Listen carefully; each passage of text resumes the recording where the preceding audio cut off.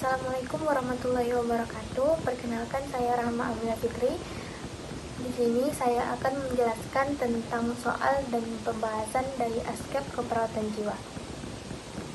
Nah, soal nomor 1, seorang perempuan berusia 32 tahun dirawat di rumah sakit jiwa karena sering mengancam tetangga sekitar dan merusak barang-barang di rumah.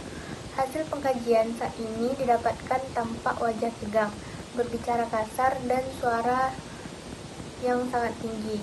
Apakah masalah keperawatan utama pada kasus tersebut? A. Isolasi sosial. B. Risiko bunuh diri. C. Perilaku kekerasan. D. Defisit perawatan diri. E. Halusinasi pendengaran.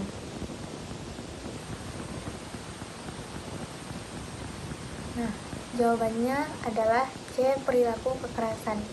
Kita lihat dari kunci jawaban, karena hasil pengkajian seperti wajah tegang, berbicara kasar, dan suara tinggi, mengancam serta merusak barang merupakan tanda gejala mayor pada pasien perilaku kekerasan. Lanjut ke soal nomor 2. Seorang laki-laki berusia 40 tahun didiagnosa penyakit jantung koroner atau PJK. Dokter merencanakan tindakan pembedahan untuk pemasangan ring jantung. Saat pengkajian, klien merasa khawatir, tampak tegang, dan sulit tidur. Apakah masalah keperawatan pada kasus tersebut? A. Ansietas. B. Keputusasaan. C. Ketidakberdayaan. D. Defisit perawatan diri. E. Halusinasi pendengaran. Jawabannya adalah A. Ansietas.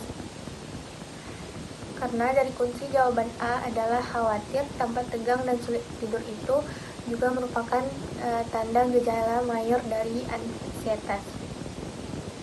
Soal nomor 3. Seorang laki-laki 20 tahun datang ke poliklinik jiwa karena menyakiti dirinya sendiri dan orang lain. Hasil pengkajian menunjukkan perilaku muncul sejak 3 hari yang lalu akibat diputus oleh pacarnya. Berbicara keras, mata melotot, dan mempunyai riwayat ditinggal meninggal ibunya 1 tahun yang lalu. Apakah faktor predisposisi pada kasus tersebut? A. Menyakiti dirinya sendiri dan orang lain. B. Ditinggal meninggal ibunya.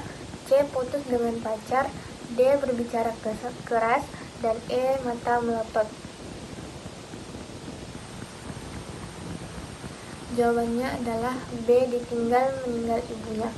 Alasan dari jawaban B adalah faktor predisposisi merupakan faktor risiko yang meningkatkan kemungkinan terjadinya gangguan jiwa, yaitu ditinggal meninggal ibunya merupakan faktor risiko pasien ditinggal oleh orang yang dicintai. Soal nomor 4, seorang perawat memberikan asuhan keperawatan pada pasien di ruang Bougainville. Saat berkomunikasi dengan pasien, perawat menjalankan kaki dan asik bermain telepon serta tidak menatap lawan bicaranya.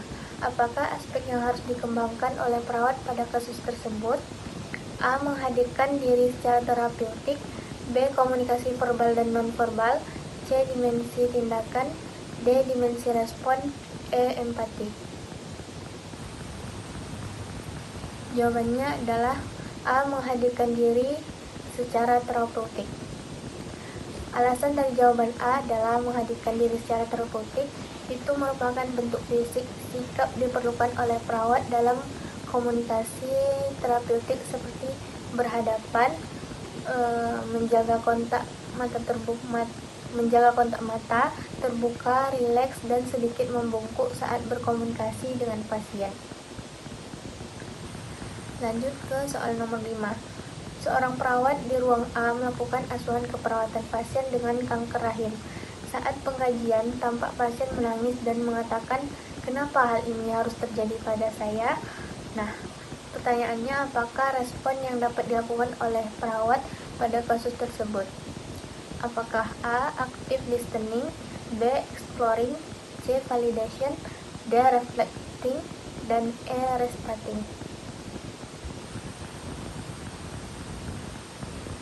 Jawabannya adalah A. Active listening. Alasan dari jawaban A yaitu active listening ini merupakan teknik komunikasi terapeutik dengan cara mendengarkan secara aktif dan digunakan untuk fokus pada pasien dan perspektifnya. Lanjut soal nomor 6. Laki-laki berusia 35 tahun dirawat di ruang bangsal rumah sakit jiwa. Hasil pengkajian pasien didiagnosa depresi berat, sering murung, dan penurunan nafsu makan. Dokter memutuskan pemberian terapi ECT atau elektrokonvulsi terapi, kemudian menjelaskan informasi singkat terkait ECT, serta perawat memberitahukan kepada keluarga untuk menandatangani formulir tersebut. Apakah prinsip etik yang dilakukan perawat pada kasus di atas? Apakah A. Justice, B. Fidelity, C. Veracity, D. Autonomy, E. Beneficence?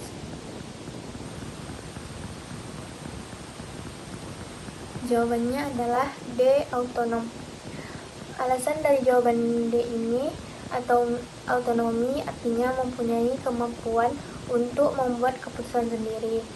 Semua tindakan yang menyangkut pada pasien harus mendapatkan persetujuan terlebih dahulu dari pasien atau dari keluarganya. Soal nomor 7, laki-laki berusia 18 tahun dirawat di ruang PICU. Hasil pengkajian pasien mengamuk, merusak barang-barang di sekitar, dan melukai orang yang dekat dengan dirinya. Perawat memutuskan untuk melakukan fiksasi untuk melindungi pasien dan orang lain dan akan melepaskan fiksasi apabila pasien sudah tenang. Ketika fiksasi dilepas, ternyata fiksasi itu terlalu kencang dan membuat pergelangan tangan pasien mengalami kemerahan. Apakah prinsip etik yang dilanggar perawat pada kasus tersebut? Apakah A. Justice, B. Fidelity, C. Veracity, D. Autonomy, atau E. Non-beneficence? Jawabannya adalah E. Non-beneficence. Alasan jawabannya E yaitu artinya dia tidak merugikan pasien, di mana segala bentuk tindakan pasien tidak membuat pasien cedera. Sedangkan pada kasus ini pasien mengalami kemerahan pada pergelangan tangan akibat fiksasi tersebut. Lanjut soal nomor 8. Seorang perawat puskesmas bertugas untuk melakukan kunjungan di rumah warga. Salah satu rumah memiliki anggota keluarga yang mengalami gangguan jiwa dan ditempatkan di belakang rumah dengan keadaan dipasung. Keluarga mengatakan sudah dipasung sejak 3 tahun lalu dengan alasan pasien dikhawatirkan akan mengganggu orang lain di sekitar rumah. Apa tindakan yang harus dilakukan perawat pada kasus tersebut? Apakah A. melepaskan pasung, B. menyalahkan keluarga, C. melaporkan dinas kesehatan, D. memberikan pendidikan kesehatan kepada keluarga, E. tetap membiarkan pasien dipasung agar tidak melukai orang lain?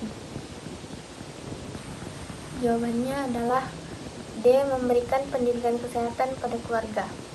Alasan jawaban dari D ini, memberikan pendidikan kesehatan pada keluarga akan meningkatkan pengetahuan keluarga dalam melakukan perawatan pada anggota keluarga yang mengalami gangguan jiwa, sehingga keluarga tahu bahwa dipasung merupakan tindakan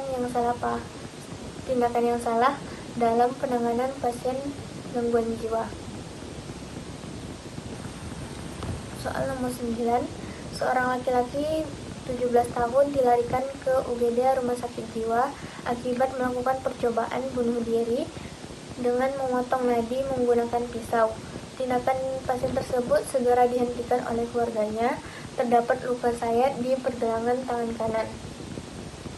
Manakah tindakan yang harus segera dilakukan untuk menangani pasien? Apakah A. observasi secara berkala, B. jauhkan benda yang berbahaya dari pasien, C. membina hubungan saling percaya dengan pasien, D. atasi masalah fisik luka sayat akibat percobaan bunuh diri, E. identifikasi penyebab, cara, dan waktu pasien melakukan percobaan bunuh diri. Manakah tindakan yang harus segera dilakukan untuk menangani pasien?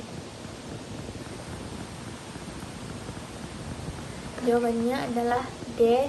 atasi masalah fisik luka sayat akibat percobaan bunuh diri.